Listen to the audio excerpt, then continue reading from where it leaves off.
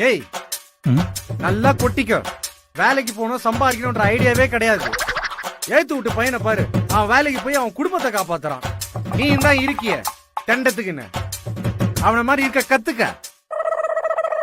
ஏத்து விட்டு பையனை பாடுறா, அந்த ஏத்து விட்டு பையனை பாரு. டேய் ஏத்து விட்டு பையனை பாடுறா, அவனை பார்த்து கொஞ்சமா திருந்துடா.